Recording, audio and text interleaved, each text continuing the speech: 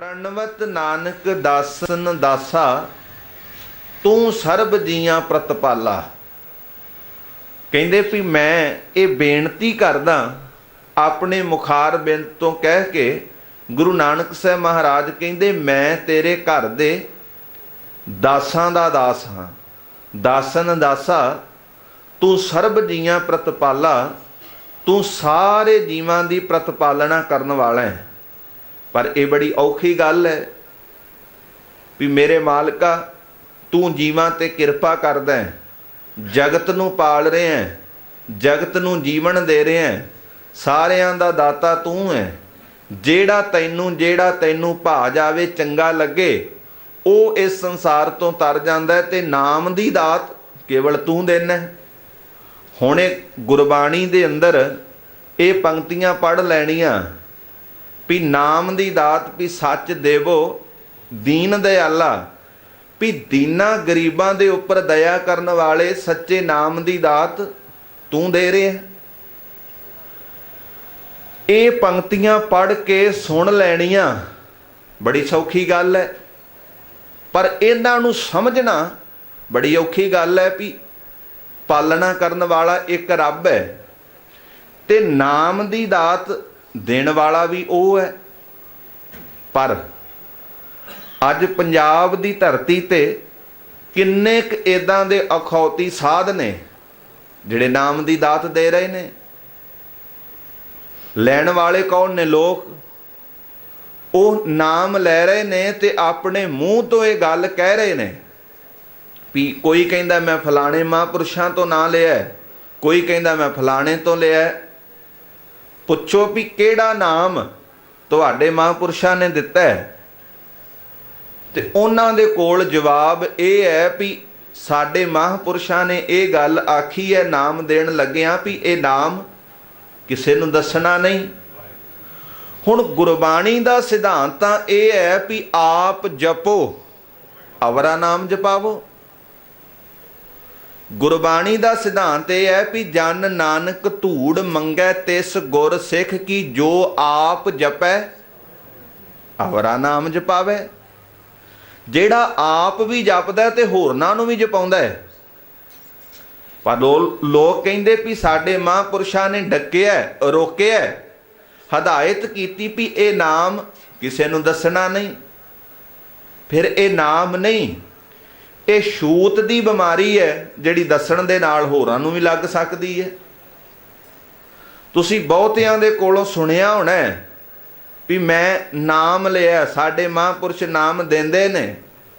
पर गुरु सवारिओ एक गल याद रखियो भी ना ही ते नाम गुरु तो बिना रब तो बिना कोई व्यक्ति दे सकदा है ते ना ही नाम लै सकदा है। ना नाम दिता जाता है, ना नाम लिया जाता है, नाम ध्याया जाता है, आराध्या जाता है, जपिया जाता है, सिमरिया जाता है। नाम दिता ते लिया नहीं जाता। इस करके सतगुरु ने कृपा मेहर भरे जिहड़े बचन अज कीते ने भी मालका तू सारे जीवां नूं जिंदगी ते जीवन देण वाला है, सारियां दा दाता ते इन्हां दे विच समाया है। पर नाम दी दात देण वाला भी तू है। प्रतिपालना सारे जीवां दी सतगुरु कृपा करदे भी तू आप कर रहे हैं। पर इस गल दी समझ किवें पैंदी है? गुरु नानक साहब महाराज कहंदे भरपुर धार रहे अत प्यारे, शब्दे रब रहया गुर रूप मुरारे। शब्द दे द्वारा ये समझ पवेगी, गुरु दे कोलों ज्ञान लैके गुरु दा शब्द पढ़ के ते विचार के इस गल दी सोझी आवेगी भी भरपुर धार रहे अत प्यारे, मेरा परिपूर्ण परमात्मा वो हर एक थां ते है, जीवां दे विच समाया होया है, किते बाहर नहीं। वो मेरे अंदर है, गुआंढियां दे विच भी उस रब दी जोत है, मेरे सके भरा दे विच भी उस अकाल पुरख परमात्मा दी जोत है। पर इस गल दी समझ सतगुरु कहंदे शब्दे रब रहया गुर रूप मुरारे, ਸ਼ਬਦ ਦੇ ਦੁਆਰਾ ਸਮਝ ਪਵੇਗੀ ਕਿ ਉਹ ਅਕਾਲ ਪੁਰਖ ਪਰਮਾਤਮਾ ਸਾਰਿਆਂ ਵਿੱਚ ਹੈ। ਸ਼ਬਦ ਨੇ ਇਹ ਬੋਧ ਕਰਾਉਣਾ ਹੈ ਕਿ ਜਲ ਥਲ ਮਹੀਲ ਪੂਰਿਆ, ਸੁਆਮੀ ਸਿਰਜਣਹਾਰ, ਅਨੇਕ ਭਾਂਤ ਹੋਏ ਪਸਰਿਆ, ਨਾਨਕ ਏਕ ਓੰਕਾਰ। ਜਲ ਥਲ ਮਹੀਲ ਪੂਰਿਆ, ਜਲ ਵਿੱਚ ਵੀ ਉਹ ਹੈ, ਆਕਾਸ਼ 'ਚ ਵੀ ਉਹ ਹੈ, ਧਰਤੀ ਤੇ ਵੀ ਉਹ ਹੈ, ਪੁਲਾੜ 'ਚ ਵੀ, ਹਰ ਇੱਕ ਥਾਂ ਤੇ ਉਹ ਪਰਮਾਤਮਾ ਹੈ। ਜਲ ਥਲ ਮਹੀਲ ਪੂਰਿਆ, ਸੁਆਮੀ ਸਿਰਜਣਹਾਰ, ਉਹੀ ਆ ਸਿਰਜਣਹਾਰ, ਪਰ ਅਨੇਕ ਭਾਂਤ ਹੋਏ ਪਸਰਿਆ, ਇੱਕੋ ਹੀ ਸਾਰੇ ਜੀਵਾਂ ਦੇ ਵਿੱਚ ਸਮਾਇਆ ਹੋਇਆ। ਨਾਨਕ ਏਕ ਓੰਕਾਰ, ਉਹ ਇੱਕ ਅਕਾਲ ਪੁਰਖ ਪਰਮਾਤਮਾ।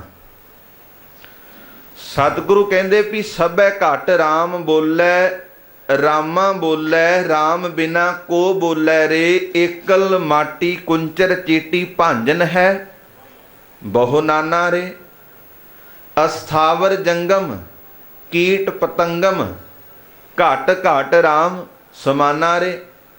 ਅਸਥਾਵਰ ਜਿਹੜੇ ਪੇੜ ਪੌਦੇ ਨੇ, ਜੰਗਮ ਲੱਤਾਂ ਵਾਲੇ ਜੀਵ, ਪੇੜ ਪੌਦੇ ਵੀ ਇਹ ਲੱਤਾਂ ਵਾਲੇ ਜੀਵ ਵੀ ਉਸ ਅਕਾਲ ਪੁਰਖ ਪਰਮਾਤਮਾ ਦੇ ਪੈਦਾ ਕੀਤੇ ਹੋਏ ਨੇ।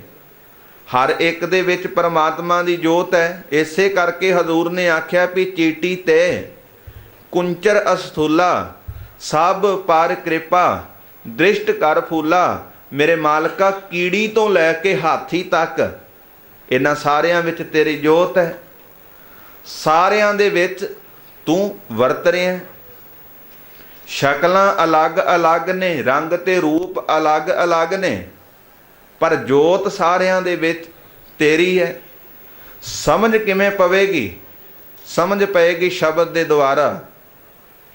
ਗੁਰੂ ਅਰਜਨ ਸਾਹਿਬ ਮਹਾਰਾਜ ਸੱਚੇ ਪਾਤਸ਼ਾਹ ਦਾ ਇਹ ਪਾਵਨ ਬਚਨ ਹੈ, ਸਗਲ ਬਨਸਪਤ ਮੈਂ ਬੈਸੰਤਰ, ਸਗਲ ਦੂਧ ਮੈਂ ਕੀਆ, ਊਚ ਨੀਚ ਮੈਂ ਜੋਤ ਸਮਾਣੀ, ਘਟ ਘਟ ਮਾਧੋ ਜੀਆ। ਸਤਿਗੁਰੂ ਕਿਰਪਾ ਕਰਦੇ ਨੇ ਵੀ ਜਿਵੇਂ ਬਨਸਪਤੀ ਦੇ ਵਿੱਚ ਅੱਗ ਹੈ ਪਰ ਉਹ ਦਿਸਦੀ ਨਹੀਂ।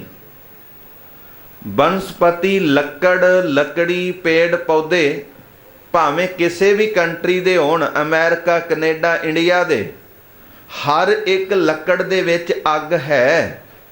ਸਗਲ ਬਨਸਪਤ ਮਹਿ ਬੈਸੰਤਰ, ਹਰ ਇੱਕ ਬਨਾਸਪਤੀ ਦੇ ਵਿੱਚ ਅੱਗ ਹੈ।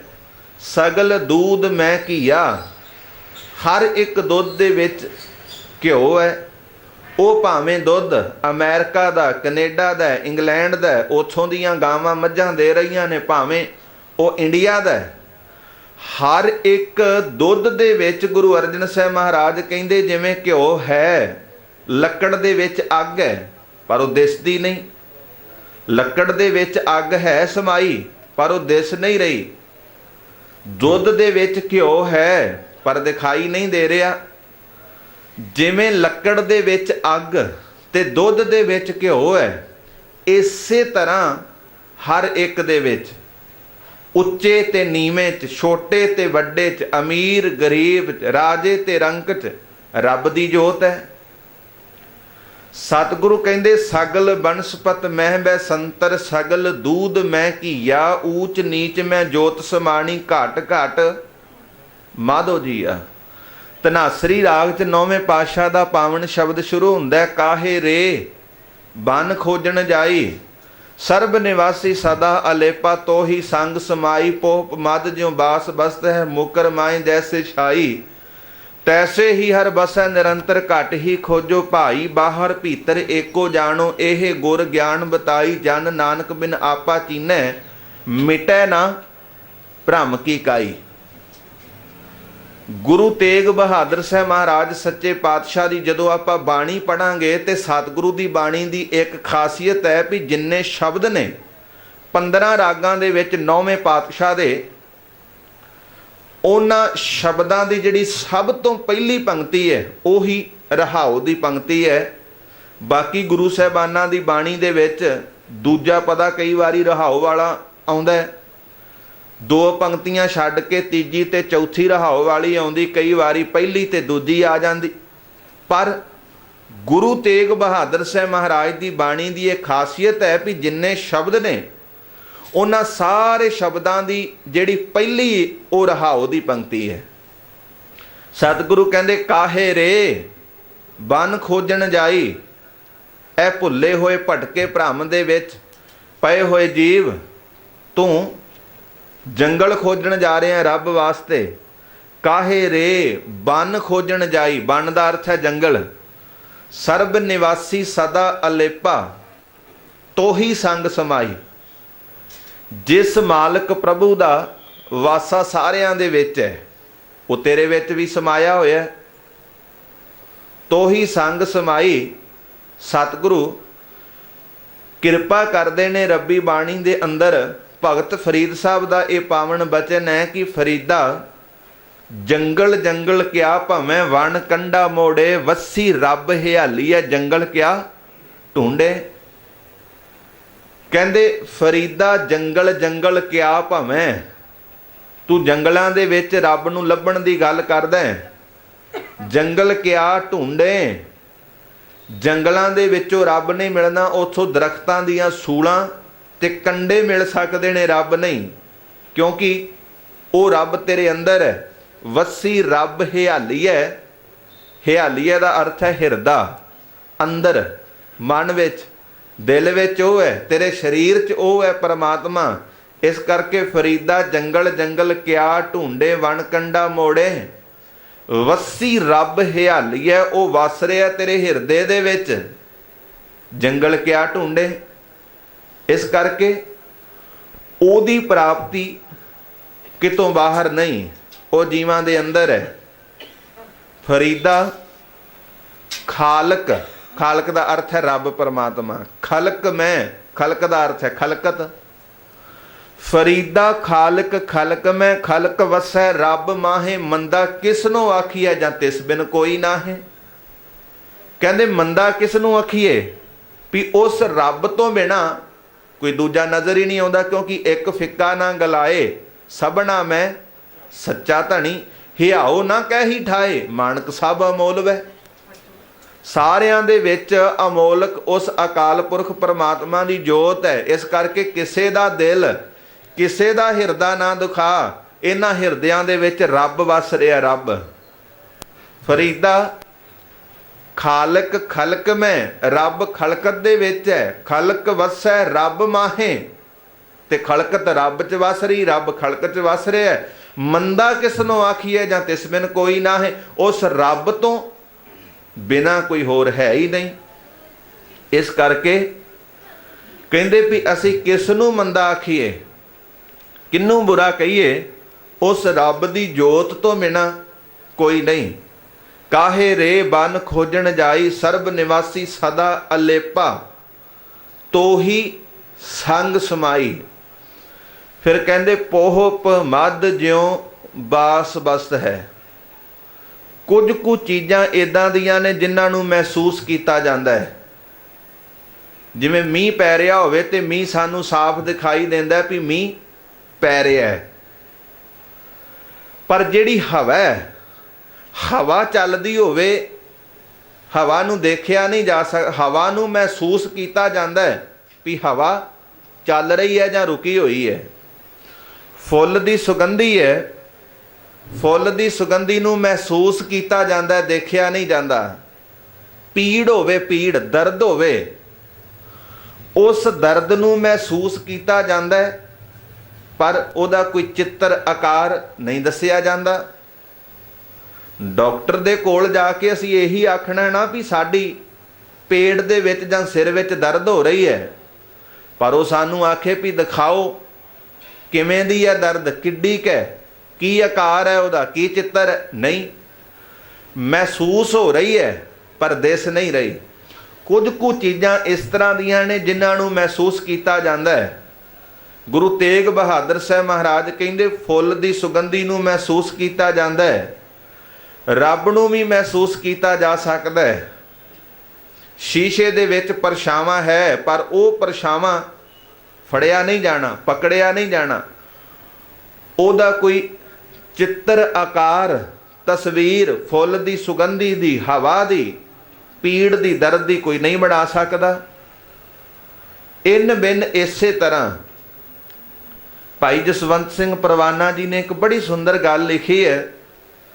ਕਹਿੰਦੇ ਵੀ ਇੱਕ ਰੱਬ ਦੇ ਰੰਗ ਦੇ ਵਿੱਚ ਰੰਗਿਆ ਹੋਇਆ ਫਕੀਰ ਪਰਮਾਤਮਾ ਦੀ ਭਗਤੀ ਕਰਦਾ ਹੈ, ਉਹਦਾ ਨਾਮ ਜਪਦਾ ਹੈ, ਰੋਜ਼ਾਨਾ ਉਹਦੇ ਨਾਮ ਦੇ ਰੰਗ ਦੇ ਵਿੱਚ ਰੰਗਿਆ ਹੋਇਆ ਰੱਬ ਰੱਬ ਕਰਦਾ ਆਪਣੀ ਜ਼ਿੰਦਗੀ ਬਸਰ ਕਰਦਾ ਹੈ।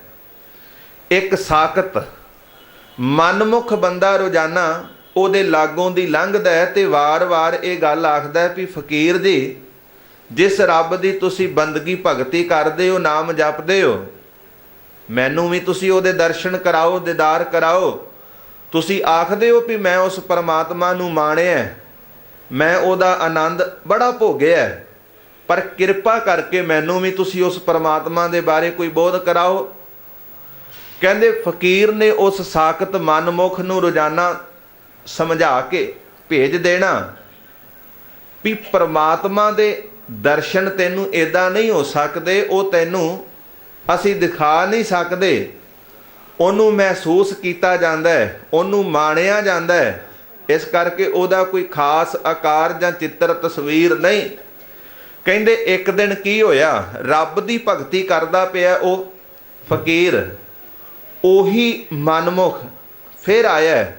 ਉਹਨੇ ਜ਼ਿੱਦ ਕੀਤੀ ਫਕੀਰ ਦੇ ਨਾਲ, ਵਾਰ-ਵਾਰ ਇਹ ਗੱਲ ਦੁਹਰਾਈ ਵੀ ਮੈਨੂੰ, ਤੁਸੀਂ ਰੱਬ ਦੀ ਬੰਦਗੀ ਕਰਦੇ ਹੋ, ਤੁਸੀਂ ਕਹਿੰਦੇ ਹੋ ਵੀ ਮੈਂ ਉਹਨੂੰ ਦੇਖਿਆ, ਮਾਣਿਆ, ਤੇ ਮੈਂ ਵੀ ਦੇਖਣਾ ਚਾਹੁੰਦਾ, ਮੈਨੂੰ ਵੀ ਦੱਸੋ ਵੀ ਉਸ ਪਰਮਾਤਮਾ ਨੂੰ ਕਿਵੇਂ ਮਾਣਿਆ ਜਾਂਦਾ ਹੈ। ਸਮਝਾਇਆ ਪਰ ਮਨਮੁਖ ਸਮਝਿਆ ਨਾ। ਕਹਿੰਦਾ ਮੈਂ ਪਹਿਲਾਂ ਦੇਖਣਾ ਚਾਹੁੰਦਾ, ਫਿਰ ਉਹਦੀ ਭਗਤੀ ਮੈਂ ਸ਼ੁਰੂ ਕਰਾਂਗਾ। ਹੋਇਆ ਕੀ ਵੀ ਕਾਫੀ ਸਮਾਂ ਜਦੋਂ ਜ਼ਿੱਦ ਕਰਦਾ ਰਿਹਾ, ਲਾਗੇ ਪੱਥਰ ਸੀ, ਫਕੀਰ ਨੇ ਚੁੱਕ ਕੇ ਉਹ ਪੱਥਰ ਉਸ ਸਾਗਤ ਦੀ ਲੱਤ ਤੇ ਮਾਰਿਆ, ਰੋਣ ਲੱਗ ਗਿਆ। ਕਹਿੰਦਾ ਮੇਰੀ ਲੱਤ ਤੇ ਤੁਸੀਂ ਇਹ ਭਾਰਾ ਪੱਥਰ ਮਾਰਿਆ, ਪੱਥਰ ਦੇ ਨਾਲ ਮੈਨੂੰ ਦਰਦ, ਪੀੜਾ ਹੋ ਰਹੀ ਹੈ। ਫਕੀਰ ਨੇ ਆਖਿਆ ਤੂੰ ਝੂਠ ਬੋਲ ਰਿਹਾ, ਮੈਨੂੰ ਤੇਰੇ ਤੇ ਵਿਸ਼ਵਾਸ ਹੀ ਨਹੀਂ ਵੀ ਤੈਨੂੰ ਦਰਦ ਹੁੰਦੀ ਹੈ। ਉਹ ਕਹਿੰਦਾ ਵੀ ਤੁਹਾਨੂੰ ਕਿਉਂ ਨਹੀਂ ਵਿਸ਼ਵਾਸ, ਕਿਉਂ ਨਹੀਂ ਪਤਾ, ਮੈਂ ਰੋ ਰਿਹਾ, ਮੈਨੂੰ ਪੀੜ ਹੈ, ਮੈਨੂੰ ਦਰਦ ਹੈ, ਮੈਂ ਜਾਣ ਸਕਦਾ ਵੀ ਮੈਨੂੰ ਦਰਦ ਹੋ ਰਹੀ ਹੈ, ਤੁਸੀਂ ਨਹੀਂ। ਫਕੀਰ ਨੇ ਕਿਹਾ ਮੈਨੂੰ ਦਿਖਾ ਤੇਰੀ ਦਰਦ। ਉਹ ਕਹਿੰਦਾ ਵੀ ਦਰਦ ਨੂੰ ਦਿਖਾਇਆ ਨਹੀਂ ਜਾ ਸਕਦਾ, ਦਰਦ ਨੂੰ ਮਾਣਿਆ ਜਾ ਸਕਦਾ, ਮੈਨੂੰ ਪਤਾ ਕਿੰਨੀ ਪੀੜਾ ਹੈ। ਫਕੀਰ ਕਹਿਣ ਲੱਗਾ ਵੀ ਤੂੰ ਕਹਿੰਦਾ ਮੈਨੂੰ ਦਰਦ ਹੋ ਰਹੀ ਹੈ, ਮੈਂ ਦੱਸ ਨਹੀਂ ਸਕਦਾ, ਦਿਖਾ ਨਹੀਂ ਸਕਦਾ ਤੁਹਾਨੂੰ। ਇਨ ਬਿਨ ਇਸੇ ਤਰ੍ਹਾਂ ਜਿਹੜੇ ਰੱਬ ਦੇ ਭਗਤ ਨੇ, ਬੰਦਗੀ ਕਰਨ ਵਾਲੇ ਨੇ, ਤੂੰ ਸਾਖਤ ਮਨਮੁਖ ਆਖਿਆ ਵੀ ਮੈਨੂੰ ਉਸ ਰੱਬ ਦੇ ਦੀਦਾਰ ਕਰਾ, ਮੈਂ ਤੈਨੂੰ ਕਿਹਾ ਵੀ ਉਹਨੂੰ ਮਾਣਿਆ ਜਾ ਸਕਦਾ, ਪਰ ਤੂੰ ਸਮਝਿਆ ਨਹੀਂ। ਤੈਨੂੰ ਸਮਝਾਉਣ ਦੇ ਵਾਸਤੇ ਪੱਥਰ ਤੇਰੀ ਲੱਤ ਤੇ ਮਾਰ ਕੇ ਤੈਨੂੰ ਦੱਸਿਆ ਵੀ ਜਿਵੇਂ ਦਰਦ ਤੈਨੂੰ ਹੋਈ ਹੈ ਨਾ, ਮੈਨੂੰ ਕੋਈ ਦਰਦ ਨਹੀਂ, ਪਰਵਾਹ ਨਹੀਂ ਮੈਨੂੰ ਕੋਈ, ਤੇਰੇ ਦਰਦ ਹੋਈ ਹੈ, ਪਰ ਤੈਨੂੰ ਆਖਿਆ ਦਿਖਾ, ਤੂੰ ਦਿਖਾ ਨਹੀਂ ਸਕਦਾ। ਇਸੇ ਤਰ੍ਹਾਂ ਮੇਰੇ ਮਨ, ਮੇਰੇ ਹਿਰਦੇ, ਮੇਰੇ ਦਿਲ ਨੂੰ ਦਰਦ ਹੈ ਉਸ ਰੱਬ ਦੇ ਬਾਰੇ, ਮੇਰਾ ਮਨ ਜਾਣ ਸਕਦਾ ਉਸ ਅਕਾਲ ਪੁਰਖ ਪਰਮਾਤਮਾ ਦੇ ਘਰ ਦੀ ਗੱਲ ਨੂੰ, ਉਹਨੂੰ ਮਾਣਿਆ ਜਾ ਸਕਦਾ, ਮਹਿਸੂਸ ਕੀਤਾ ਜਾਂਦਾ ਹੈ, ਪਰ ਜਿਵੇਂ ਤੇਰੀ ਇਹ ਪੀੜਾ, ਦਰਦ ਨਹੀਂ ਦਿਖਾਈ ਜਾ ਸਕਦੀ, ਤੂੰ ਆਪ ਕਹਿੰਦਾ। ਇਸੇ ਤਰ੍ਹਾਂ ਰੱਬ ਦੇ ਦੀਦਾਰ, ਦਰਸ਼ਨ ਕਰਨ ਦੀ ਜਿਹੜੀ ਗੱਲ ਹੈ, ਉਹਨੂੰ ਮਹਿਸੂਸ ਕੀਤਾ ਜਾਂਦਾ ਹੈ, ਮਾਣਿਆ ਜਾਂਦਾ ਹੈ, ਦਿਖਾਇਆ ਨਹੀਂ ਜਾਂਦਾ। ਇਸ ਕਰਕੇ ਪੋਹਪ ਮੱਧ ਜਿਉਂ ਬਾਸ ਬਸਤ ਹੈ। ਗੁਰੂ ਤੇਗ ਬਹਾਦਰ ਸਾਹਿਬ ਮਹਾਰਾਜ ਕਹਿੰਦੇ ਫੁੱਲ ਦੇ ਵਿੱਚ ਸੁਗੰਧੀ ਹੈ, ਮਾਣਿਆ ਜਾਂਦਾ, ਪਰ ਉਹਦਾ ਕੋਈ ਚਿੱਤਰ, ਤਸਵੀਰ ਨਹੀਂ। ਮੁਕਰ ਮਾਹੇ ਜੈਸੇ ਸ਼ਾਈ, ਜਿਵੇਂ ਸ਼ੀਸ਼ੇ ਵਿੱਚ ਪਰਛਾਵਾਂ ਹੈ, ਤੈਸੇ ਹੀ ਹਰ ਬਸੈ ਨਿਰੰਤਰ, ਘਟ ਹੀ ਖੋਜੋ ਭਾਈ। ਲੋੜ ਹੈ ਹਿਰਦੇ ਨੂੰ, ਮਨ ਨੂੰ, ਦਿਲ ਨੂੰ ਖੋਜਣ ਦੀ, ਉਹ ਵਿੱਚ ਵਸਿਆ। ਜਿਵੇਂ ਲੱਕੜ ਦੇ ਵਿੱਚ ਅੱਗ ਹੈ, ਦੁੱਧ ਦੇ ਵਿੱਚ ਘਿਓ ਹੈ, ਜਿਵੇਂ ਫੁੱਲ ਦੇ ਵਿੱਚ ਸੁਗੰਧੀ, ਸ਼ੀਸ਼ੇ ਦੇ ਵਿੱਚ ਪਰਛਾਵਾਂ, ਇਸ ਤਰ੍ਹਾਂ ਉਹ ਹਿਰਦੇ ਦੇ ਵਿੱਚ ਹੈ, ਉਹਨੂੰ ਮਾਣਿਆ ਜਾ ਸਕਦਾ, ਦਿਖਾਇਆ ਨਹੀਂ ਜਾ ਸਕਦਾ। ਤੈਸੇ ਹੀ ਹਰ ਬਸੈ ਨਿਰੰਤਰ, ਘਟ ਹੀ ਖੋਜੋ ਭਾਈ। ਬਾਹਰ ਭੀਤਰ ਏਕੋ ਜਾਣੋ, ਇਹ ਗੁਰ ਗਿਆਨ ਬਤਾਈ। ਬਾਹਰ ਭੀਤਰ, ਅੰਦਰ ਬਾਹਰ ਇੱਕ ਨੂੰ ਸਮਝਣਾ ਹੈ। ਪਰ ਇਹ ਇਨਕਲਾਬੀ ਵਿਚਾਰਧਾਰਾ ਮੇਰਾ ਸਤਿਗੁਰੂ ਦੱਸਦਾ, ਗੁਰੂ ਦੱਸਦਾ ਵੀ ਰੱਬ ਇੱਕ ਹੈ। ਨਹੀਂ ਤਾਂ ਧਰਮ ਦੇ ਨਾਂ ਤੇ ਵੰਡੀਆਂ ਨੇ, ਧਰਮ ਦੇ ਚਿੰਨ੍ਹ ਅਲੱਗ ਅਲੱਗ ਨੇ, ਵੱਖੋ ਵੱਖ। ਰੱਬ ਇੱਕ ਹੈ। ਕੋਈ ਵਾਹਿਗੁਰੂ ਆਖ ਰਿਹਾ, ਕੋਈ ਰਾਮ ਕਹਿ ਰਿਹਾ, ਕੋਈ ਅੱਲਾ ਕਹਿ ਰਿਹਾ, ਕੋਈ ਗੋਡ ਕਹਿ ਰਿਹਾ, ਪਰ ਧਰਮ ਦੇ ਨਾਂ ਤੇ ਵੰਡੀਆਂ ਅਲੱਗ ਅਲੱਗ। ਧਰਮ ਦੇ ਚਿੰਨ੍ਹ ਵੱਖੋ ਵੱਖਰੇ, ਉਹਦੇ ਨਾਮ ਵੱਖੋ ਵੱਖਰੇ, ਅਲੱਗ ਅਲੱਗ। ਇੱਥੇ ਹੀ ਬਸ ਨਹੀਂ, ਕਿਸੇ ਨੇ ਆਖਿਆ ਵੀ ਸਾਡੇ ਵਾਲਾ ਜਿਹੜਾ ਖੁਦਾ ਉਹ ਪੱਛਮ 'ਚ ਹੈ, ਕਿਸੇ ਨੇ ਗੱਲ ਆਖੀ ਵੀ ਨਹੀਂ ਉਹ ਦੱਖਣ ਵਿੱਚ ਵੱਸਦਾ ਹੈ। ਪਰ ਧਰਮ ਦੇ ਨਾਂ ਤੇ ਲੋਕਾਂ ਨੇ ਰੱਬ ਨੂੰ ਵੰਡ ਲਿਆ, ਰੱਬ ਨੂੰ ਵੰਡਿਆ ਲੋਕਾਂ ਨੇ। ਫਿਰ ਇੱਥੇ ਹੀ ਬਸ ਨਹੀਂ, ਉਹਦੇ ਨਾਮ ਵੰਡੇ ਗਏ, ਰਸਤੇ ਅਲੱਗ ਅਲੱਗ ਬਣਾ ਲਏ। ਪਰ ਇੱਥੇ ਹੀ ਬਸ ਨਹੀਂ, ਫਿਰ ਲੋਕਾਂ ਨੇ ਆਪਣੇ ਜਿਹੜੇ ਧਰਮ ਦੇ ਅਸਥਾਨ ਸਨ ਉਹ ਵੀ ਵੰਡ ਲਏ। ਹੈ ਇੱਕ ਸੀ ਜਿਹਦੀ ਗੱਲ ਧੰਨ ਸ਼੍ਰੀ ਗੁਰੂ ਨਾਨਕ ਸਾਹਿਬ ਮਹਾਰਾਜ ਦੇ ਪਰਥਾਏ ਭਾਈ ਗੁਰਦਾਸ ਨੇ ਕੀਤੀ ਵੀ ਚਾਰ ਵਰਨ ਚਾਰ ਮਜ਼ਹਬਾਂ ਜੱਗ ਵਿੱਚ ਹਿੰਦੂ ਮੁਸਲਮਾਨੇ, ਖੁਦੀ ਬਖੀਲੀ ਤਕਬਰੀ ਖਿੰਚੋਂ ਤਾਣ ਕਰੇਣ ਤਿੰਘਾਣੇ, ਗੰਗ ਬਨਾਰਸ ਹਿੰਦੂਆਂ ਮੱਕਾ ਕਾਬਾ ਮੁਸਲਮਾਨੇ, ਸੁਨਤ ਮੁਸਲਮਾਨ ਦੀ ਤਿਲਕ ਜੰਜੂ ਹਿੰਦੂ ਲੋਭਾਣੇ, ਰਾਮ ਰਹੀਮ ਕਹਾਏਂਦੇ ਇੱਕ ਨਾਮ ਦੋਇ ਰਾਹ ਭੁਲਾਣੇ। ਸੱਚ ਕਿਨਾਰੇ ਰਹਿ ਗਿਆ ਖਹਿ ਮਰਦੇ ਬਾਹਮਣ ਮੌਲਾਣੇ। ਧਰਮ ਦੇ ਚਿੰਨ੍ਹਾਂ ਤੇ, ਧਰਮ ਦੇ ਅਸਥਾਨਾਂ ਤੇ, ਨਾਵਾਂ ਦੇ ਆਧਾਰ ਤੇ ਵਿਤਕਰੇ ਪੈ ਗਏ ਲੋਕਾਂ ਦੇ ਮਨਾਂ ਦੇ ਵਿੱਚ। ਸੱਚ ਇੱਕ ਪਾਸੇ ਰਹਿ ਗਿਆ ਤੇ ਬਾਹਮਣ ਮੌਲਾਣੇ। ਤੇ ਅੱਜ ਦੇ ਸਮੇਂ ਦੇ ਵਿੱਚ ਤੀਜੇ ਸਿੱਖ ਵੀ ਰਲ ਕੇ ਇਹਨਾਂ ਨੇ ਵੰਡੀਆਂ ਪਾ ਲਈਆਂ। ਬੜੀਆਂ ਕੁਰਬਾਨੀਆਂ, ਸ਼ਹੀਦੀਆਂ, ਘਾਲਣਾ, ਮਸ਼ੱਕਤ ਤੋਂ ਬਾਅਦ ਇੱਕ ਸਭਾ ਹੋਂਦ ਦੇ ਵਿੱਚ ਆਈ ਜਿਹਦਾ ਨਾਮ ਰੱਖਿਆ ਗਿਆ ਸਿੰਘ ਸਭਾ ਲਹਿਰ। ਸਿੰਘ ਸਭਾ ਲਹਿਰ ਦਾ ਭਾਵ ਇਹ ਸੀ ਕਿ ਅੱਜ ਤੋਂ ਬਾਅਦ ਜਿੰਨੇ ਵੀ ਗੁਰਦੁਆਰਾ ਸਾਹਿਬ ਹੋਣਗੇ ਉਹਨਾਂ ਸਾਰੇ ਗੁਰੂ ਘਰਾਂ ਦਾ ਨਾਮ ਹੈ ਜਿਹੜਾ ਉਹ ਸਿੰਘ ਸਭਾ ਰੱਖਿਆ ਜਾਵੇਗਾ। ਪਰ ਭਾਈ ਗੁਰਦਾਸ ਗੱਲ ਕਰਦੇ ਨੇ ਹਿੰਦੂਆਂ ਦੀ ਤੇ ਮੁਸਲਮਾਨਾਂ ਦੀ ਵੀ ਉਹ ਲੜ ਰਹੇ ਨੇ, ਧਰਮ ਦੇ ਅਸਥਾਨ ਵੰਡੇ ਨੇ। ਕੋਈ ਰਾਮ ਕਹਿ ਰਿਹਾ, ਕੋਈ ਖੁਦਾ ਅੱਲਾ ਕਹਿ ਰਿਹਾ। ਇੱਕੋ ਪਰਮਾਤਮਾ ਦੇ ਘਰ ਨੂੰ ਜਾਣ ਵਾਲੇ ਰਸਤੇ ਵੀ ਲੋਕਾਂ ਨੇ ਦੋ ਫੜ ਲਏ। ਸੱਚ ਇੱਕ ਪਾਸੇ ਰਹਿ ਗਿਆ, ਖਹਿ ਮਰਦੇ ਬਾਹਮਣ ਮੌਲਾਣੇ। ਤੇ ਅੱਜ ਤੀਜੇ ਸਿੱਖ। ਧਰਮ ਦੇ ਨਾਂ ਤੇ ਵਿਤਕਰਾ ਹੋਵੇ ਤੇ ਮੰਨਿਆ ਜਾ ਸਕਦਾ ਹੈ ਵੀ ਕੋਈ ਭੇਦ ਭਾਵ ਹੋਣਾ, ਇਹਨਾਂ ਦੀ ਵਿਚਾਰਧਾਰਾ ਨਹੀਂ ਰਲਦੀ। ਪਰ ਸਾਡੀ ਤਾਂ ਵਿਚਾਰਧਾਰਾ ਵੀ ਇੱਕ ਹੈ। ਧੰਨ ਸ਼੍ਰੀ ਗੁਰੂ ਗ੍ਰੰਥ ਸਾਹਿਬ ਮਹਾਰਾਜ ਦੀ ਬਾਣੀ ਨੂੰ ਸਿਰ ਵੀ ਸਾਰੇ ਝੁਕਾ ਰਹੇ ਆ, ਸਾਰੇ ਗੁਰੂ ਘਰਾਂ ਦੇ ਵਿੱਚ ਪੜ੍ਹ ਵੀ ਇਹ ਰਹੇ ਆ ਵੀ ਆਗਿਆ ਭਈ ਅਕਾਲ ਕੀ ਤਬੈ ਚਲਾਇਓ ਪੰਥ, ਸਭ ਸਿੱਖਣ ਕੋ ਹੁਕਮ ਹੈ ਗੁਰੂ ਮਾਨਿਓ ਗ੍ਰੰਥ। ਪਰ ਫਿਰ ਵੀ ਸਾਡੀ ਵਿਚਾਰਧਾਰਾ ਇੱਕ ਨਹੀਂ, ਸਾਡਾ ਸੁਣਨਾ ਇੱਕ ਨਹੀਂ, ਸਾਡਾ ਵੇਖਣਾ ਇੱਕ ਨਹੀਂ, ਸਾਡਾ ਬੋਲਣਾ ਇੱਕ ਨਹੀਂ, ਸਾਡੇ ਕਰਮ ਇੱਕ ਨਹੀਂ, ਸਾਡੀ ਵਿਚਾਰਧਾਰਾ ਇੱਕ ਨਹੀਂ। ਧਰਮ ਦੇ ਨਾਂ ਤੇ ਵਿਤਕਰਾ ਹੋਵੇ ਮੰਨਿਆ ਜਾ ਸਕਦਾ ਕੋਈ ਵਿਚਾਰਧਾਰਕ ਪੱਖ ਤੋਂ ਰੌਲਾ ਹੋਣਾ, ਪਰ ਸਿੱਖ ਸਿੱਖ ਦੇ ਨਾਲ ਲੜ ਰਿਹਾ। ਆਮ ਤੁਸੀਂ ਸੁਣਿਆ ਹੋਣਾ ਵੀ ਜੇ ਸਿੱਖ ਸਿੱਖ ਨੂੰ ਨਾ ਮਾਰੇ ਤੇ ਇਹ ਕੌਮ ਕਦੇ ਨਾ ਹਾਰੇ। ਗੁਲਾਬ ਸਿੰਘ ਵਰਗੇ, ਧਿਆਨ ਸਿੰਘ ਵਰਗੇ ਇਹ ਢਾਹ ਲਾ ਰਹੇ ਸਿੱਖੀ ਨੂੰ, ਤੇ ਇਹਨਾਂ ਨੇ ਖਾਲਸਾ ਰਾਜ ਮਹਾਰਾਜਾ ਰਣਜੀਤ ਸਿੰਘ ਸ਼ੇਰੇ ਪੰਜਾਬ ਵਾਲਾ ਸਦਾ ਵਾਸਤੇ ਖਤਮ ਕਰ ਦਿੱਤਾ। ਪਰ ਅੱਜ ਵੀ ਗੁਲਾਬ ਸਿੰਘ, ਧਿਆਨ ਸਿੰਘ ਵਰਗੇ ਡੋਗਰੇ ਹਨ। ਅਸੀਂ ਗੱਲ ਕਰਦੇ ਹਾਂ ਵੀ ਗੰਗੂ ਬ੍ਰਾਹਮਣ ਉਹ ਬੜਾ ਲੋਭੀ ਤੇ ਲਾਲਚੀ ਸੀ, ਉਹਨੇ ਸਾਹਿਬਜ਼ਾਦਿਆਂ ਨੂੰ ਖਤਮ ਕੀਤਾ। ਅਸੀਂ ਚੰਦੂ ਦੀ ਗੱਲ ਕਰਦੇ ਹਾਂ, ਬਾਬਰ ਦੀ ਗੱਲ ਕਰਦੇ ਹਾਂ। ਅੱਜ ਗੁਰੂ ਸਵਾਰਿਓ, ਅੱਜ ਦੇਸ਼ਾਂ ਵਿਦੇਸ਼ਾਂ ਦੇ ਵਿੱਚ ਨਹੀਂ, ਸ਼ਹਿਰਾਂ ਦੇ ਵਿੱਚ ਨਹੀਂ, ਅੱਜ ਘਰ ਘਰ ਦੇ ਵਿੱਚ ਗੰਗੂ, ਚੰਦੂ, ਗੁਲਾਬ ਸਿੰਘ, ਧਿਆਨ ਸਿੰਘ ਵਰਗੇ ਡੋਗਰੇ ਹਨ। ਲੋੜ ਹੈ ਗੁਰੂ ਨਾਨਕ ਸਾਹਿਬ ਮਹਾਰਾਜ ਦੀ ਸਿੱਖੀ ਨੂੰ ਬਚਾਉਣ ਦੀ। ਅੱਜ ਕਿਸੇ ਮੁਸਲਮਾਨ ਦੇ ਵੱਲੋਂ ਜਾਂ ਹਿੰਦੂ ਵੱਲੋਂ ਖਤਰਾ ਨਹੀਂ ਸਿੱਖੀ ਨੂੰ, ਅੱਜ ਖਤਰਾ ਹੈ ਤੇ ਬਾਬੇ ਨਾਨਕ ਦੇ ਆਪਣਿਆਂ ਵੱਲੋਂ ਗੁਰੂ ਨਾਨਕ ਸਾਹਿਬ ਮਹਾਰਾਜ ਦੇ ਘਰ ਨੂੰ ਅੱਜ ਤੱਕ ਬਗਾਨਿਆਂ ਨੇ ਉਨੀ ਢਾਹ ਨਹੀਂ ਲਾਈ ਜਿੰਨੀ ਢਾਹ ਬਾਬੇ ਨਾਨਕ ਦੇ ਆਪਣਿਆਂ ਨੇ ਲਾਈ ਹੈ। ਪੜ੍ਹ ਕੇ ਦੇਖੋ ਇਤਿਹਾਸ। ਸ਼੍ਰੀ ਚੰਦ ਵਰਗੇ ਕਹਿੰਦੇ ਬਾਬਾ ਨਾਨਕ ਤੇਰਾ ਚਲਾਇਆ ਹੋਇਆ ਪੰਥ ਸਾਨੂੰ ਪ੍ਰਵਾਨ ਨਹੀਂ, ਅਸੀਂ ਆਪਣਾ ਉਦਾਸੀ ਪੰਥ ਚਲਾਉਣਾ। ਤੇ ਭਾਈ ਸੱਤੇ ਤੇ ਬਲਵੰਡ ਨੇ ਗੱਲ ਆਖੀ ਵੀ ਪੁੱਤਰੀ ਕੌਲ ਨਾ ਪਾਲਿਓ, ਕਰ ਪੀਰੋਂ ਕੰਨ ਮੁਰਟੀਐ, ਦਿਲ ਖੋਟੇ ਆਕੀ ਫਿਰਨ ਬਨ ਭਾਰ ਉਚਾਇਨ ਛਟੀਐ। ਇੱਕ ਰੱਬ ਦੀ ਜੋਤ ਸਮਝੀ ਨਹੀਂ, ਤਾਈ ਗੁਰੂ ਘਰਾਂ ਦੇ ਵਿੱਚ ਵੀ ਵੰਡੀਆਂ ਪਾ ਦਿੱਤੀਆਂ। ਸਾਡੀ ਮਰਿਆਦਾ ਇੱਕ ਨਹੀਂ ਰਹੀ। ਪੰਜਾਬ ਦੀ ਧਰਤੀ ਤੇ ਜਿੰਨੇ ਗੁਰੂ ਘਰ ਨੇ, ਗੁਰਦੁਆਰੇ ਨੇ, ਕਿਸੇ ਦੀ ਮਰਿਆਦਾ ਇੱਕ ਨਹੀਂ। ਕੋਈ ਕਹਿੰਦਾ ਜੀ ਸਾਡੇ ਗੁਰੂ ਘਰੇ ਮਰਿਆਦਾ ਲਾਗੂ ਨਹੀਂ ਹੁੰਦੀ, ਸਾਡੇ ਗੁਰਦੁਆਰੇ ਦੀ ਮਰਿਆਦਾ ਨਹੀਂ। ਤੁਹਾਡੀ ਮਰਿਆਦਾ ਕਿੱਥੋਂ ਆਈ ਭਾਈ? ਤੁਹਾਡੇ ਗੁਰਦੁਆਰੇ ਦੀ ਮਰਿਆਦਾ ਕਿੱਥੋਂ ਆਈ? ਮਰਿਆਦਾ ਤਾਂ ਗੁਰੂ ਗ੍ਰੰਥ ਦੀ ਹੈ, ਗੁਰੂ ਪੰਥ ਦੀ ਹੈ। ਪਰ ਅਸੀਂ ਕਹਿ ਰਹੇ ਹਾਂ ਸਾਡੇ ਗੁਰਦੁਆਰੇ 'ਚ ਮਰਿਆਦਾ ਲਾਗੂ ਨਹੀਂ ਹੁੰਦੀ।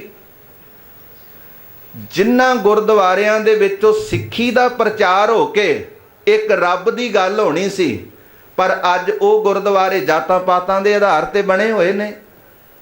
ਪੜ੍ਹਦੇ ਅਸੀਂ ਇਹ ਹਾਂ ਵੀ ਮਾਨਸ ਕੀ ਜਾਤ ਸਭ ਹੈ ਇੱਕ ਹੈ ਪਹਿਚਾਨਬੋ, ਅਵਲ ਅੱਲਾ ਨੂਰ ਪਾਇਆ ਕੁਦਰਤ ਕੇ ਸਭ ਬੰਦੇ, ਏਕ ਨੂਰ ਤੇ ਸਭ ਜਗ ਉਪਜਿਆ ਕੌਣ ਭਲੇ ਕੋ ਬੰਦੇ।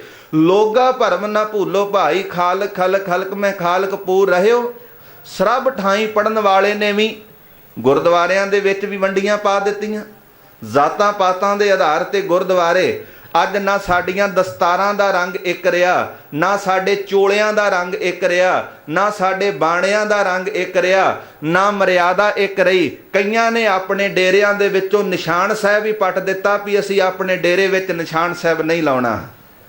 ਕਈਆਂ ਨੇ ਕਹਿ ਦਿੱਤਾ ਵੀ ਇੱਥੇ ਮਿਸ਼ਰੀ ਦਾ ਪ੍ਰਸ਼ਾਦ ਹੀ ਦਿੱਤਾ ਜਾਣਾ, ਇੱਥੇ ਕੜਾ ਪ੍ਰਸ਼ਾਦ ਦੀ ਦੇਗ ਨਹੀਂ ਬਣਨੀ। ਸਾਡੇ ਡੇਰੇ ਦੇ ਵਿੱਚ, ਸਾਡੇ ਗੁਰੂ ਘਰ ਦੇ ਵਿੱਚ ਹੁਣ ਲੰਗਰ ਨਹੀਂ ਪੱਕੇਗਾ, ਲੰਗਰ ਘਰਾਂ ਦੇ ਵਿੱਚੋਂ ਪੱਕਿਆ ਪਕਾਇਆ ਆਵੇਗਾ। ਕਿਤੇ ਸਿਧਾਂਤ ਪੜ੍ਹਦੇ ਆ ਵੀ ਲੰਗਰ ਦੌਲਤ ਵੰਡੀ ਹੈ, ਰਸ ਅੰਮ੍ਰਿਤ ਖੀਰ ਘਿਆਲੀ। ਮਾਤਾ ਖੀਵੀ ਜੀ, ਤੁਸੀਂ ਖਡੂਰ ਸਾਹਿਬ ਦੀ ਧਰਤੀ ਤੇ ਖੀਰ ਦਾ ਲੰਗਰ ਆਪ ਬਾਲਟੀ ਤੇ ਕੜਛੀ ਲੈ ਕੇ ਸੰਗਤ ਨੂੰ ਵਰਤਾ ਰਹੇ ਹੋ, ਪਰ ਤੁਹਾਡੇ ਨਾਲੋਂ ਅੱਜ ਦੇ ਅਖੌਤੀ ਸਾਧ ਸਿਆਣੇ ਨੇ ਜਿਹੜੇ ਇਹ ਗੱਲ ਕਹਿੰਦੇ ਵੀ ਨਾ ਅਸੀਂ ਦੇਗ ਬਣਾਉਣੀ ਹੈ ਡੇਰੇ ਵਿੱਚ ਤੇ ਨਾ ਅਸੀਂ ਲੰਗਰ ਬਣਾਉਣਾ ਹੈ।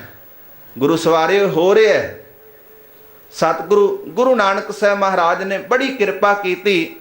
ਸਤਿਗੁਰੂ ਨੇ ਜਿਹੜੇ ਭਗਤ ਜੈਦੇਵ ਸਾਹਿਬ ਵਰਗੇ, ਭਗਤ ਰਵਿਦਾਸ ਵਰਗੇ, ਭਗਤ ਨਾਮਦੇਵ ਸਾਹਿਬ ਵਰਗੇ, ਭਗਤ ਕਬੀਰ ਵਰਗੇ ਮੁਸਲਮਾਨ ਘਰਾਣਿਆਂ ਦੇ ਵਿੱਚ ਪੈਦਾ ਹੋਏ, ਬਾਬਾ ਸੱਤਾ ਜੀ ਤੇ ਬਲਵੰਡ ਜੀ, ਇਹਨਾਂ ਸਾਰਿਆਂ ਨੂੰ ਇਕੱਠੇ ਕਰਕੇ ਤੇ ਧੰਨ ਸ਼੍ਰੀ ਗੁਰੂ ਅਰਜਨ ਸਾਹਿਬ ਮਹਾਰਾਜ ਸੱਚੇ ਪਾਤਸ਼ਾਹ ਨੇ ਸਾਰਿਆਂ ਦੀ ਵਿਚਾਰਧਾਰਾ, ਇਨਕਲਾਬੀ ਸਿਧਾਂਤ ਇੱਕ ਥਾਂ ਤੇ ਇਕੱਠੇ ਕਰ ਦਿੱਤੇ। ਧੰਨ ਸ਼੍ਰੀ ਗੁਰੂ ਗ੍ਰੰਥ ਸਾਹਿਬ ਮਹਾਰਾਜ ਦੀ ਬਾਣੀ ਦੇ ਵਿੱਚ ਬ੍ਰਾਹਮਣਾਂ ਦੀ ਕੁੱਲ ਦੇ ਵਿੱਚ ਪੈਦਾ ਹੋਣ ਵਾਲਿਆਂ ਦੀ ਵੀ ਬਾਣੀ ਦਰਜ ਹੈ। ਮੁਸਲਮਾਨਾਂ ਦੇ ਘਰ ਵਿੱਚ ਜਨਮ ਲੈਣ ਵਾਲੇ ਬਾਬਾ ਸੱਤਾ ਜੀ ਤੇ ਬਲਵੰਡ ਜੀ ਦੀ ਬਾਣੀ ਵੀ ਦਰਜ ਹੈ। ਸਿੱਖਾਂ ਦੇ ਘਰਾਂ ਦੇ ਵਿੱਚ ਪੈਦਾ ਹੋਣ ਵਾਲਿਆਂ ਦੀ ਬਾਣੀ ਵੀ ਧੰਨ ਸ਼੍ਰੀ ਗੁਰੂ ਗ੍ਰੰਥ ਸਾਹਿਬ ਮਹਾਰਾਜ ਦੀ ਬਾਣੀ 'ਚ ਦਰਜ ਹੈ। ਅਸੀਂ ਗੁਰੂ ਗ੍ਰੰਥ ਸਾਹਿਬ ਮਹਾਰਾਜ ਦੀ ਬਾਣੀ ਦਾ ਜਿੰਨਾ ਪ੍ਰਚਾਰ ਕਰਨਾ ਸੀ ਨਹੀਂ ਕਰ ਸਕੇ। ਜੇ ਦੱਸਿਆ ਹੁੰਦਾ ਵੀ ਗੁਰੂ ਗ੍ਰੰਥ ਸਾਹਿਬ ਮਹਾਰਾਜ ਦੀ ਬਾਣੀ ਦੇ ਵਿੱਚ ਭਗਤ ਜੈਦੇਵ ਵਰਗੇ ਬ੍ਰਾਹਮਣ ਦੀ ਕੁੱਲ 'ਚ ਪੈਦਾ ਹੋਣ ਵਾਲੇ ਵੀ ਬੈਠੇ ਨੇ, ਤੇ ਜਿਹੜੇ 84 ਦੇ ਵਿੱਚ ਸਾਡੇ ਧੰਨ ਸ਼੍ਰੀ ਗੁਰੂ ਗ੍ਰੰਥ ਸਾਹਿਬ ਮਹਾਰਾਜ ਸੱਚੇ ਪਾਤਸ਼ਾਹ ਜੀ ਦੇ ਹਜ਼ਾਰਾਂ ਸਰੂਪ ਅੱਗਾਂ ਲਾ ਕੇ ਉਹਨਾਂ ਲੋਕਾਂ ਦੇ ਵੱਲੋਂ ਸਾੜੇ ਗਏ, ਸ਼ਾਇਦ ਉਹ ਨਾ ਸਾੜੇ ਜਾਂਦੇ। ਅਸੀਂ ਜਿੰਨਾ ਪ੍ਰਚਾਰ ਕਰਨਾ ਸੀ ਨਹੀਂ ਕਰ ਸਕੇ। ਸਾਡਾ ਜ਼ੋਰ ਕਿੱਥੇ ਲੱਗ ਰਿਹਾ? ਸਾਡਾ ਜ਼ੋਰ ਲੱਗ ਰਿਹਾ ਗੁਰੂ ਘਰਾਂ ਦੇ ਵਿੱਚ ਪੱਥਰਾਂ ਦੇ ਉੱਪਰ। ਪੱਥਰ ਪੁੱਟ ਦਿਓ, ਪੱਥਰ ਲਾ ਦਿਓ, ਆਊਟਪੁੱਟ ਕੀ ਹੈ? ਜ਼ੀਰੋ।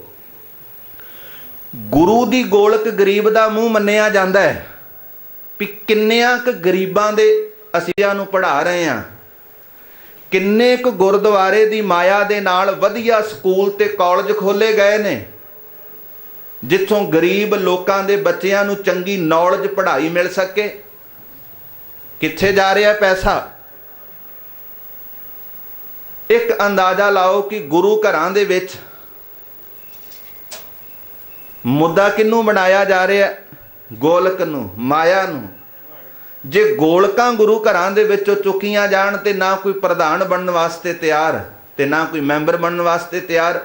ਜਿਹੜੀ ਸੱਚ ਦੀ ਗੱਲ ਗੁਰੂ ਘਰਾਂ ਦੇ ਵਿੱਚੋਂ ਹੋਣੀ ਸੀ ਉਹ ਸੱਚ ਦੀ ਗੱਲ ਬਿਲਕੁਲ ਵੀ ਨਹੀਂ।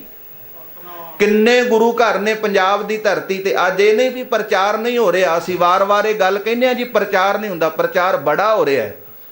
ਅੱਜ ਤੋਂ 20 ਸਾਲ ਪਿਛਾਂ ਜਿਹੜਾ ਸਮਾਂ ਹੋ ਚੁੱਕਿਆ, ਝਾਤ ਮਾਰੋ 20 ਸਾਲ ਪਿਛਾਂ ਕੋਈ ਵੀ ਲਾਈਵ ਟੈਲੀਕਾਸਟ ਸਾਡੇ ਘਰਾਂ ਦੇ ਵਿੱਚ ਨਹੀਂ ਸੀ ਆ ਰਿਹਾ ਗੁਰੂ ਘਰਾਂ ਦੇ ਵਿੱਚੋਂ। ਅੱਜ ਕਿੰਨੇ ਗੁਰਦੁਆਰੇ ਸਾਹਿਬ ਹਨ, ਲੁਧਿਆਣੇ ਦੇ ਵਿੱਚ ਹੀ ਘੱਟੋ ਘੱਟ 10 ਗੁਰਦੁਆਰੇ ਇਦਾਂ ਦੇ ਹੋਣਗੇ ਜਿਹੜਾ ਲਾਈਵ ਟੈਲੀਕਾਸਟ ਹੋ ਰਿਹਾ, ਪਰ ਬਦਲਾਵ ਕਿਉਂ ਨਹੀਂ? ਚੇਂਜ ਕਿਉਂ ਨਹੀਂ ਆ ਰਿਹਾ? ਕਾਰਨ ਕੀ ਹੈ? ਗੱਲ ਕੀ ਹੈ? ਸੱਚ ਦੀ ਗੱਲ ਨਹੀਂ ਹੋ ਰਹੀ ਉਹਨਾਂ ਸਟੇਜਾਂ ਦੇ ਉੱਪਰੋਂ। ਜਿਹੜੇ ਪ੍ਰਬੰਧਕ ਨੇ ਉਹਨਾਂ ਨੂੰ ਡਰ ਹੈ ਵੀ ਜੇ ਸੱਚ ਦੀ ਗੱਲ ਸਾਡੇ ਗੁਰੂ ਘਰ ਦੇ ਵਿੱਚ ਹੋਣ ਲੱਗ ਗਈ ਤੇ ਲੋਕਾਂ ਨੇ ਜਾਗਰੂਕ ਹੋ ਜਾਣਾ ਤੇ ਸਾਡਾ ਜਿਹੜਾ ਤੋਰੀ ਫੁਲਕਾ ਉਹ ਨਹੀਂ ਚੱਲਣਾ। ਕਈ ਵਾਰੀ ਇਦਾਂ ਦੇ ਵੀ ਲੁਧਿਆਣੇ ਦੀ ਧਰਤੀ ਤੇ ਗੁਰਦੁਆਰੇ ਸਾਹਿਬ ਹਨ ਜਿੱਥੇ ਕਥਾਵਾਚਕਾਂ ਨੂੰ ਦਫ਼ਤਰਾਂ ਕਮਰਿਆਂ ਦੇ ਵਿੱਚ ਸੱਦ ਕੇ ਇਹ ਹਦਾਇਤ ਕੀਤੀ ਜਾਂਦੀ ਆ ਵੀ ਭਾਈ ਸਾਹਿਬ ਤੁਸੀਂ ਆ ਫਲਾਣੇ ਵਿਸ਼ੇ ਤੇ ਨਹੀਂ ਬੋਲਣਾ, ਆ ਵਿਸ਼ੇ ਤੇ ਨਹੀਂ ਬੋਲਣਾ, ਇਦਾਂ ਕਥਾ ਕਰਨੀ ਹੈ। ਪਰ ਉਹ ਵੀ ਮੇਰੇ ਵਰਗੇ ਨਮਕ ਹਰਾਮੀ ਨੇ ਜਿਸ ਬਾਬੇ ਨਾਨਕ ਦੀ ਗੋਲਕ ਦਾ ਪੈਸਾ ਖਾ ਰਹੇ ਨੇ, ਆਪਣਾ ਪਰਿਵਾਰ ਪਾਲ ਰਹੇ ਨੇ, ਪਰ ਉਸ ਸਤਿਗੁਰੂ ਦੇ ਨਾਲ ਹੀ ਧੋਖਾ ਤੇ ਗਦਾਰੀ ਕਰ ਰਹੇ ਨੇ। ਕਾਰਨ ਕੀ? ਜੇ ਸੱਚ ਦੀ ਆਵਾਜ਼ ਘਰ ਘਰ ਪਹੁੰਚ ਗਈ ਤੇ ਲੋਕਾਂ ਨੇ ਜਾਗਰੂਕ ਹੋ ਜਾਣਾ, ਸਾਡਾ ਤੋਰੀ ਫੁਰਕਾ ਨਹੀਂ ਚੱਲਣਾ। ਇਹ ਹੋ ਰਿਹਾ, ਸਭ ਕੁਝ ਹੋ ਰਿਹਾ। ਗੁਰੂ ਨਾਨਕ ਸਾਹਿਬ ਮਹਾਰਾਜ ਸੱਚੇ ਪਾਤਸ਼ਾਹ ਇੱਕ ਸ਼ਬਦ ਸੁਣਾ ਰਹੇ ਨੇ ਭਾਈ ਸੱਜਣ ਨੂੰ, ਉਹਦਾ ਜੀਵਨ ਬਦਲ ਰਿਹਾ। ਸੱਜਣ ਇੱਕ ਸ਼ਬਦ ਸੁਣਦਾ, ਕੌਡਾ ਭੀਲ ਇੱਕ ਸ਼ਬਦ ਸੁਣਦਾ, ਉਹਦਾ ਜੀਵਨ ਬਦਲ ਜਾਂਦਾ। ਬਾਬਾ ਅਮਰਦਾਸ ਬੀਬੀ ਅਮਰੋ ਦੇ ਕੋਲੋਂ ਕਰਨੀ ਕਾਗਦ ਮਨ ਮਸਵਾਣੀ ਬੁਰਾ ਭਲਾ ਦੋ ਲੇਖ ਪਏ, ਇਹ ਸ਼ਬਦ ਸੁਣਦੇ ਨੇ ਤੇ ਜੀਵਨ ਬਦਲਿਆ ਜਾਂਦਾ। ਪਰ ਕਾਰਨ ਕੀ? ਅੱਜ ਉਹੀ ਬਾਣੀ ਹੈ, ਉਹੀ ਸ਼ਬਦ ਹੈ, ਉਹੀ ਵਾਜੇ ਨੇ, ਉਹੀ ਤਪਲੇ ਨੇ, ਪਰ ਜੀਵਨ ਕਿਉਂ ਨਹੀਂ ਬਦਲ ਰਿਹਾ? ਮੇਰੇ ਵਰਗੇ ਅਖੌਤੀ ਪ੍ਰਚਾਰਕਾਂ ਦਾ ਆਪਣਾ ਹੀ ਜੀਵਨ ਗੁਰੂ ਗ੍ਰੰਥ ਸਾਹਿਬ ਮਹਾਰਾਜ ਦੀ ਬਾਣੀ ਦੀ ਵਿਚਾਰਧਾਰਾ ਤੇ ਨਹੀਂ। ਕਾਰਨ ਕੀ ਹੈ? ਰੋਟੀਆਂ ਕਾਰਨ ਪੂਰੇ ਤਾਲ ਹੋ ਰਿਹਾ ਹੈ। ਮੈਨੂੰ ਖਤਰਾ ਹੈ ਕਿ ਜੇ ਮੈਂ ਸੱਚ ਦੀ ਗੱਲ ਕਰ ਦਿੱਤੀ ਤੇ ਲੋਕਾਂ ਨੇ ਮੇਰੇ ਤੇ ਨਾਰਾਜ਼ ਹੋ ਜਾਣਾ, ਪ੍ਰਬੰਧਕ ਕਮੇਟੀ ਨੇ ਨਾਰਾਜ਼ ਹੋ ਜਾਣਾ, ਮੇਰੀ ਛੁੱਟੀ ਹੋ ਜਾਣੀ ਤੇ ਮੈਨੂੰ ਕਿਸੇ ਨੇ ਉੱਠਣਾ ਨਹੀਂ। ਮੈਂ ਇੱਥੇ ਬੈਠਾ, ਲਾਈਵ ਚੱਲ ਰਿਹਾ, ਲੋਕਾਂ ਨੂੰ ਜਿੱਦਾਂ ਦੀਆਂ ਲਿੰਬੀਆਂ ਪੋਤੀਆਂ ਗੱਲਾਂ ਸੁਣਾਈ ਜਾਓ, ਬਸ ਆਪਣਾ ਤੋਰੀ ਫੁਲਕਾ ਚੱਲਣਾ ਚਾਹੀਦਾ। ਨਹੀਂ, ਗੁਰੂ ਨਾਨਕ ਸਾਹਿਬ ਮਹਾਰਾਜ ਨੇ ਆਖਿਆ ਤੇਰੇ ਸਾਹਮਣੇ ਕੰਡਾ ਤੇ ਕੰਡੇ ਨੂੰ ਕੰਡਾ ਆਖੀ, ਜੇ ਤੇਰੇ ਸਾਹਮਣੇ ਫੁੱਲ ਹੈ ਤੇ ਫੁੱਲ ਨੂੰ ਫੁੱਲ ਆਖੀ। ਇਸ ਕਰਕੇ ਸਤਿਗੁਰੂ ਨੇ ਆਖਿਆ ਪਾਪ ਕੀ ਜੰਜ ਲੈ ਕਾਬਲ ਨੂੰ ਧਾਇਆ, ਜੋਰੀ ਮੰਗੈ ਦਾਨਵੇ ਲਾਲੋ ਬਾਬਰ, ਤੂੰ ਬਾਬਰ ਨਹੀਂ ਤੂੰ ਜ਼ਾਬਰ ਹੈ। ਗੁਰੂ ਨਾਨਕ ਸਾਹਿਬ ਮਹਾਰਾਜ ਨੇ ਬਾਬਰ ਨੂੰ ਜ਼ਾਬਰ ਕਹਿਣ ਦੀ ਸਮਰੱਥਾ ਰੱਖੀ। ਇਸ ਕਰਕੇ ਇਹ ਬੜੀ ਔਖੀ ਗੱਲ ਹੈ ਇਹਨਾਂ ਸਿਧਾਂਤਾਂ ਨੂੰ ਸਮਝਣਾ ਵੀ ਹਰ ਇੱਕ ਵਿੱਚ ਰੱਬ ਦੀ ਜੋਤ ਹੈ। ਊਚ ਨੀਚ ਮੈਂ ਜੋਤ ਸਮਾਣੀ ਘਟ ਘਟ ਮਾਧੋ ਜੀ ਆ। ਕਾਰਨ ਕੀ? ਗੋਲਕਾਂ ਦੇ ਵਿੱਚੋਂ ਮਾਇਆ ਇਕੱਠੀ ਕੀਤੀ ਜਾ ਰਹੀ ਹੈ, ਪਰ ਗੁਰੂ ਗ੍ਰੰਥ ਸਾਹਿਬ ਮਹਾਰਾਜ ਦੀ ਬਾਣੀ ਦਾ ਜਿਹੜਾ ਸੱਚ ਹੈ ਉਹ ਲੋਕਾਂ ਦੇ ਸਾਹਮਣੇ ਨਹੀਂ ਰੱਖਿਆ ਜਾ ਰਿਹਾ। ਇਸ ਕਰਕੇ ਗੁਰੂ ਘਰ ਜ਼ਾਤਾਂ ਪਾਤਾਂ ਦੇ ਆਧਾਰ ਤੇ ਬਣੇ ਹੋਏ ਨੇ। ਗੁਰਦੁਆਰੇ ਇਹ ਰਾਮਗੜੀਆਂ ਦਾ, ਇਹ ਭਾਪਿਆਂ ਦਾ, ਇਹ ਜੱਟਾਂ ਦਾ, ਇਹ ਚਮਾਰਾਂ ਦਾ, ਇਹ ਮਜਬੀਆਂ ਦਾ, ਇਹ ਨਾਮਦੇਵ ਦੀ ਕੁੱਲ ਵਾਲਿਆਂ ਦਾ। ਸੱਚ ਦੀ ਵਿਚਾਰਧਾਰਾ ਨਹੀਂ, ਤਾਂ ਹੀ ਗੁਰੂ ਘਰਾਂ ਦੇ ਵਿੱਚ ਵੰਡੀਆਂ ਨੇ। ਜਿੱਦਣ ਸਾਡੀ ਵਿਚਾਰਧਾਰਾ ਇੱਕ ਹੋਵੇਗੀ, ਇੱਕ, ਫਿਰ ਸਾਡੀਆਂ ਦਸਤਾਰਾਂ ਦਾ ਰੰਗ ਵੀ ਇੱਕ ਹੋ ਜਾਵੇਗਾ, ਚੋਲਿਆਂ ਦਾ ਰੰਗ ਵੀ ਇੱਕ ਹੋ ਜਾਵੇਗਾ, ਵੇਖਣਾ ਵੀ ਇੱਕ ਹੋਵੇਗਾ, ਸੁਣਨਾ ਵੀ ਇੱਕ ਹੋਵੇਗਾ, ਬੋਲਣਾ ਵੀ ਇੱਕ ਹੋਵੇਗਾ, ਵਿਚਾਰਧਾਰਾ ਵੀ ਇੱਕ ਹੋ ਜਾਵੇਗੀ। ਪਰ ਇਹ ਕਿਰਪਾ ਗੁਰੂ ਦੇ ਸਿਧਾਂਤਾਂ ਨੂੰ ਕਮਾ ਕੇ ਹੋਣੀ ਹੈ, ਗੁਰੂ ਤੋਂ ਬਿਨਾਂ ਨਹੀਂ। ਗੁਰੂ ਦੇ ਸਿਧਾਂਤਾਂ ਨੂੰ ਕਮਾ ਕੇ। ਇਸ ਕਰਕੇ ਜਨ ਨਾਨਕ ਬਿਨ ਆਪਾ ਚੀਨੈ ਮਿਟੈ ਨਾ ਭ੍ਰਮ ਕੀ ਕਾਈ। सतगुरु किरपा करते ने भी ये सोझी ये समझ गुरु दे कोलों ज्ञान लैके आ सकती है। जिन्ना चिर असी अपने अंदरों वहमां भरमां दी अज्ञानता दी मैल नूं गुरु दे ज्ञान नाल नाश नहीं करते, उन्ना चिर किरपा नहीं होनी।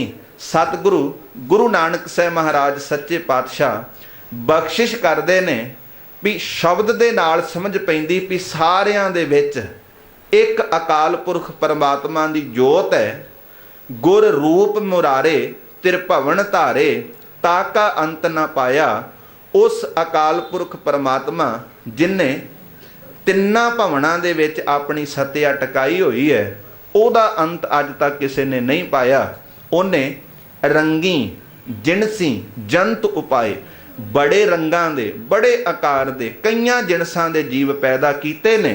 नित देवै चढ़ै सवाया, वो रोजाना नित नवीं दात अपने सेवकां दी जीवां दी झोली दे विच पाउंदा है, क्योंकि साहिब मेरा नीत नवां सदा सदा दातार। एक तो एक दात साडी झोली च पा रिहा है। अपरंपर आपे थाप उथापे, जीवां नूं पैदा करके नाश करन वाला भी एक अकाल पुरख है। तिस भावै सो होवै, जो एक नूं पाउंदा हुंदा ओ है। नानक हीरा हीरे विद्या, कहंदे जेड़ा पवित्र मन परमात्मा दे हीरे दी न्याई नाम दे विच विन्निया जावे, चंगी तरह परोता जावे, गुण कै हार परोवै। जिहदा मन परमात्मा दे नाम दे विच हार दी तरह परोया गया, ओही जीव दा लोक सुखीए परलोक सुहेले। नानक हर प्रभ आपे मेले हुंदे ने। सतगुरु किरपा करन सानू अपने दरों करों गुरसिੱਖੀ जीवन नाम दी दात बख्शिश करन, जिस दे सदका असीं लोक सुखीए परलोक सुहेले। नानक हर प्रभ आपे मेले दी बख्शिश दे पात्र बनना। गुरबाणी साडे जीवन दा आधार बन जावे। होइयां बेअंत प्रकार दीयां भुल्लां दी खिमा। सरबत संगत आखो जी वाहिगुरु जी का खालसा वाह।